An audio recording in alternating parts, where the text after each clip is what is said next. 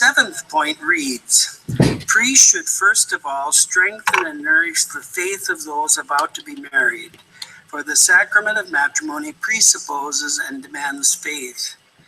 In preparing couples for marriage, the priest should study the rite of marriage with them as a means to deepen their faith in general and their faith in holy matrimony in particular.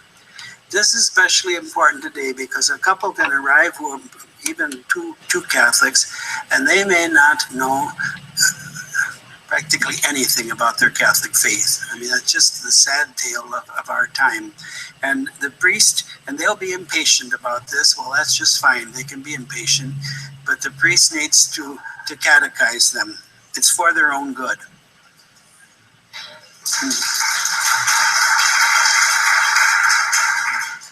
Sometimes the question is raised, and I addressed that a little bit this morning, about how much faith is required to enter valid marriage. The answer is the fundamental understanding of the reality of marriage as God created it from the beginning, and the acceptance of the call to marriage in one's own life. The fullness of faith or perfect faith is not required. If it were, then it would be impossible for many to enter a valid marriage, which is clearly contrary to the will of God. The faith of the couple, by their day-to-day cooperation with God's grace, will grow in perfection throughout a lifetime.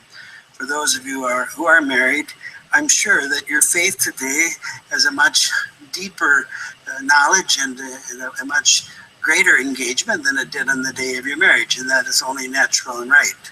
I trust too that my faith is deeper. My commitment to the priestly vocation is more ardent and engaged than it was on the day of my ordination. Not that it wasn't on the day of my ordination, but we grow and develop as we live our vocation.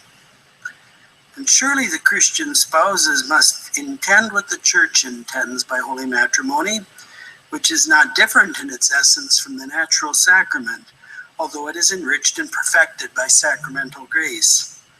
If those intending to marry demonstrate that they do not intend to do what the Church intends in witnessing their marriage, then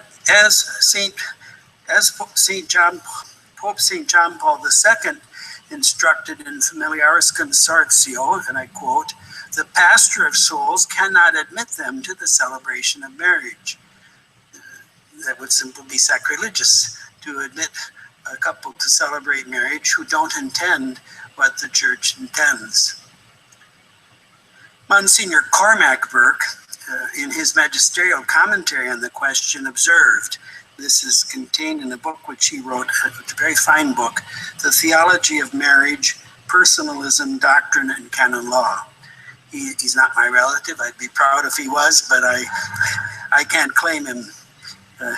He was for many years a judge of the Rota, and not infrequently canon lawyers would say, "Oh, I've read many of your decisions," and I said, "No, you haven't." But this is what Monsignor Cormac Burke wrote.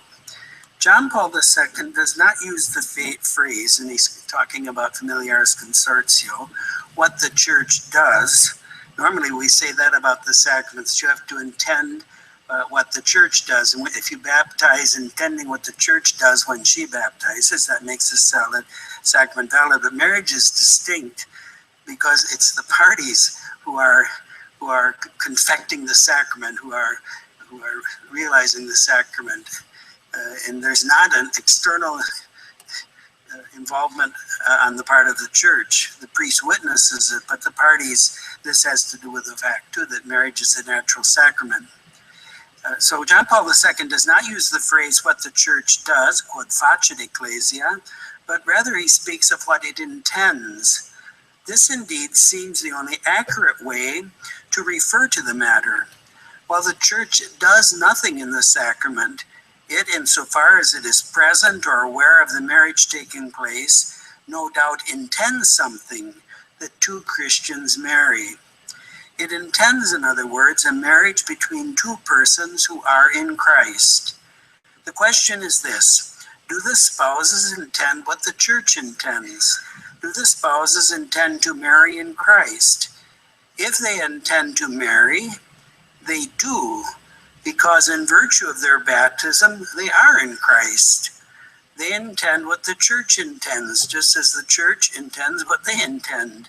And so they have a sufficient sacramental intention. It would not be accurate to say that the church wants them to be married as Christians, for they are Christians, though one could say the church wants them to be married so as to receive help to be better Christians. The second subject of the